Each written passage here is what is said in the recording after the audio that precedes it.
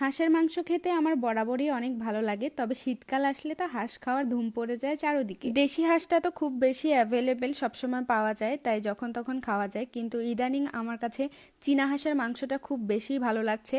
কিছুদিন আগে আমি একটা চীনা হাঁস কিনে এনেছিলাম 3 কেজি 700 গ্রামের। সেই হাঁসটা রান্না করার পর খেতে এত মজা হয়েছিল, আর সেই মাংসটা আমি বেশিরভাগটাই বিদেশে পাঠিয়ে দিয়েছিলাম রান্না করে। তখন থেকেই ভাবছিলাম আরো একটা চীনা হাঁস খেতে হবে। আমি যেহেতু গ্রামে থাকি, আশেপাশের অনেকেই হাঁস পালে।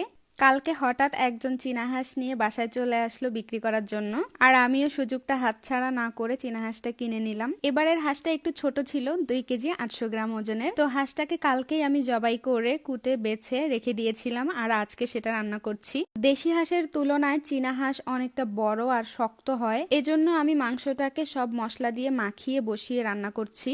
শুরু থেকে দেখতেই পেলেন মাংসের মধ্যে কাঁচা পেঁয়াজ দিয়ে, আদা রসুন বাটা দিয়ে, হলুদ গুঁড়ো, মরিচের গুঁড়ো, জিরের গুঁড়ো, ধনিয়ার গুঁড়ো, গরম মশলার গুঁড়ো, লবণ আর তেল দিয়ে মাখিয়ে নিয়েছি। তারপর চুলায় বসিয়ে দিয়ে একটু পরপর ঢাকনা উঠিয়ে নেড়েচেড়ে কষিয়ে বারবার করে একটু একটু পানি দিয়ে এটাকে খুব ভালো করে কষিয়ে কষিয়ে রান্না করে নিয়েছি। আর আজকের মাংসটা আমি একদম ভুনা ভুনা করেছি।